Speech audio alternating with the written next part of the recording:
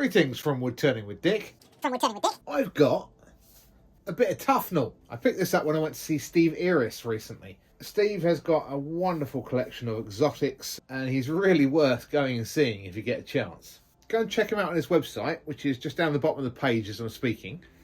Anyway, this bit of Tufnol, perfectly flat, perfectly round, and it's got a nice pattern to it. It really has. I'll tell you more about the Toughnell as I'm doing the turning, but it's going to be interesting on the chisels because the weight of that, bear with me a moment, I'll just measure how much it weighs. Shockingly, that's 6.5 kilos right there.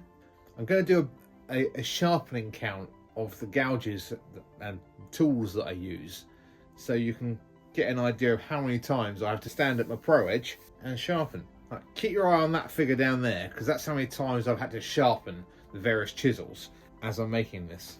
Right, let's have a look what it looks like. Fun! Right, let's find the dead middle. Not a bad guess at all. There you go, just a slight adjustment. Oh my lord, that's tough. That's not even making an imprint. Alright, let's put the drill on it and drill down to the depth that I want the bowl.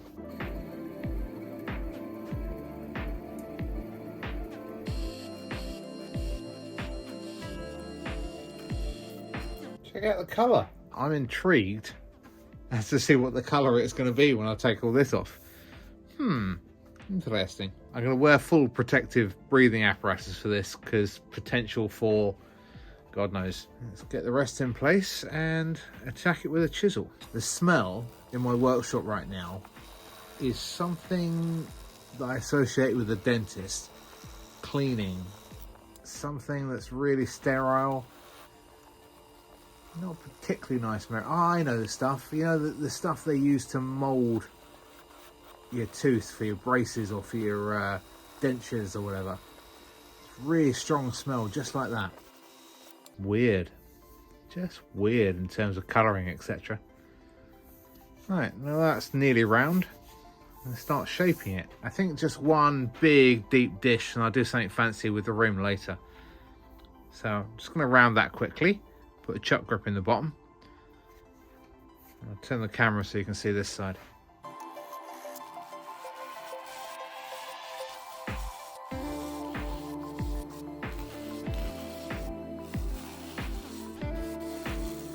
What's doing my head in is the colour, the yellows that you're getting here, but the very plain colour you're getting here.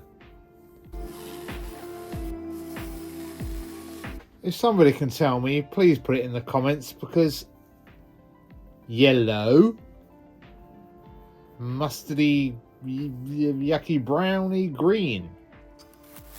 Weird. Ooh, what a funny texture. Some of that's from my cuts, but some of that, it's like a material. Fabric, almost. Huh. It's going to make quite an interesting bowl, you know. Recess in there, do you think? Or on a foot? I think a recess and get a really nice round to it. And then have some undercut on the inside with a really nice rim. Interesting. I wonder what it's going to sound like.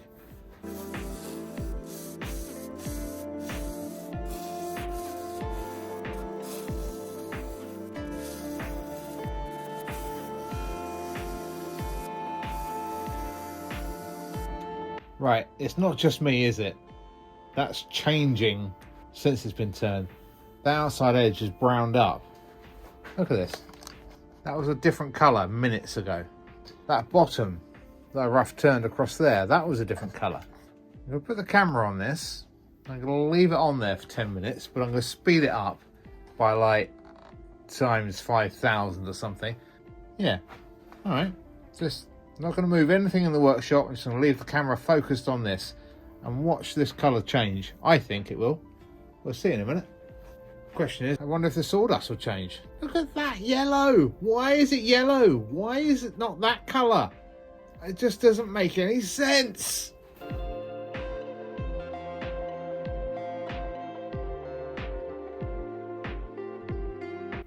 Okay, so maybe it hasn't changed, or maybe it is changing slowly. I don't know. I think I'm just too high. High on what? High on life. Alright, I'm going to go have some dinner. We're back in about an hour. And then we'll see. Take a mental note. That brown, that light bit up there, that lightish brown here. Let's see what it's like when I get back. Okay, no great change since coming back from dinner. And maybe this dark is just where it's come through, where it's been exposed to the light. God knows. Right, let's get some more turning done.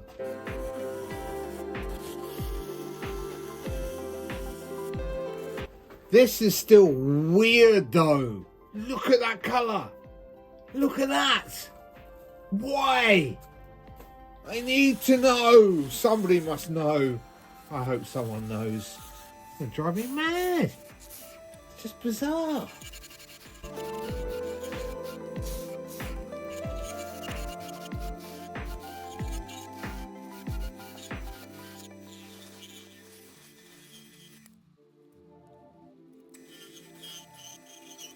Bizarre. Now I'm going to see what a bit of sandpaper does. Probably going to turn it blue or something really weird.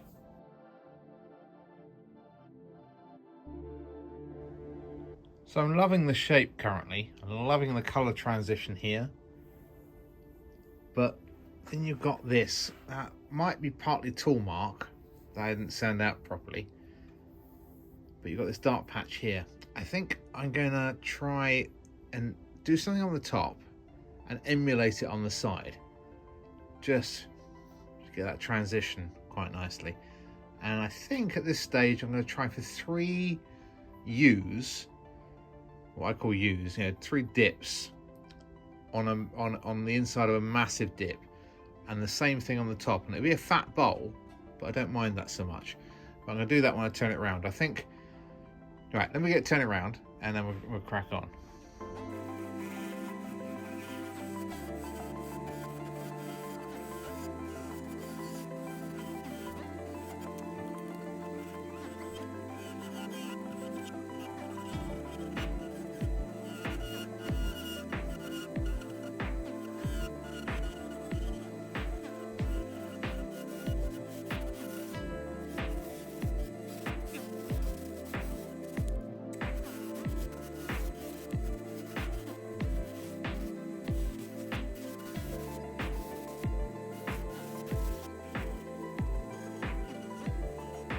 Just want to try and duplicate that on the very outside rim here as well now. I'm not going to touch it anymore. I'm not going to sand it yet because I'll do it on there first, and if I get a tear or a catch or something, then I can transpose that to this side.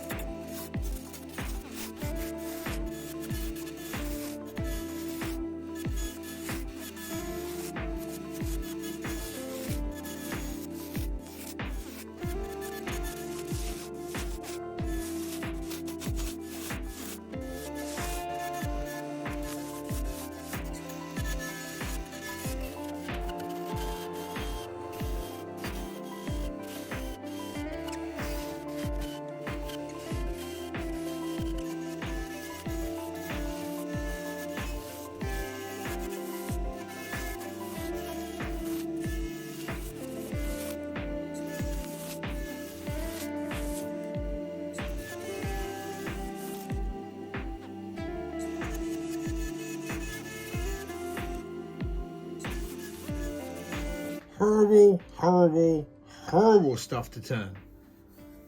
Just, wow. Bowl gouge barely touches it. The one carbide tip I do use, vibrating like anything. Yeah, not good. I'm gonna sand it now. Attack it with a really high grit because I've got a lot of gel to get rid of in this side. Oh well, come back to you in a minute. So I'm part way through sanding. This I am loving. A little bit fatter at the bottom there, even here, but that middle bit will get its gilding of some sort. This I'm not so impressed by. Take this down a little bit further, I think, and have an actual gradual slope in. At the moment, that's dipped down in. But before I take that off, I'm going to finish sanding this completely. So the only sanding I then have to do is this little bit here. So I've sanded to 320 grit. That's just dust in there. Pretty good finish all in. Going to carry on to 400 plus 600 up to 1,000, maybe a bit more. Just get a really nice shine on there. That's nice. Now I do need to sort this out. The outside is looking beautiful, perfectly even, perfect. This is looking terrible. I haven't touched it with the sandpaper after about 120 when I gave up. I'm going to reshape this now just so it's a bit more even. Drop this down.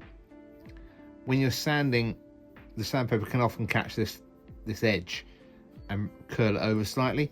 So by finishing that now to 320, I'm going to lose that bit, bring that down a bit, and make it a bit more even. Right. Watch this space. Tell you what, I am never turning Tufnol again. The smell is just horrible after a while. Your clothes smell, the workshop stinks. Don't ever bother. Seriously, I mean, it's pretty, don't get me wrong. And, you know, the mesh in it is going to be quite nice and fine at the end of the day, but it's going to be a lovely, weighty, heavy bowl. Possibly heavier than lignum.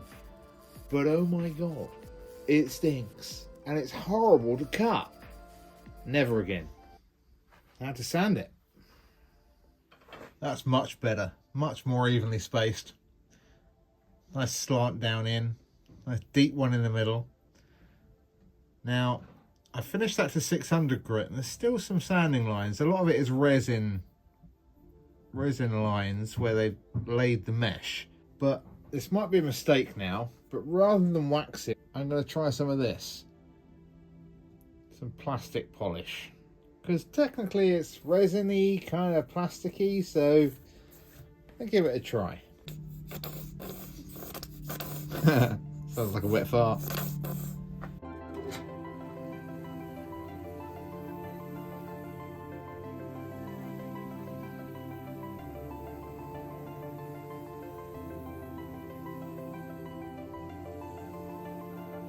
Yeah, that works.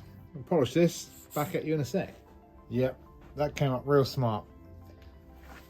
Nothing I can do about this. It's just a colour change in the Toughnol. This line on the inside here. But that kind of works with all the rings going on. I quite like that, you know.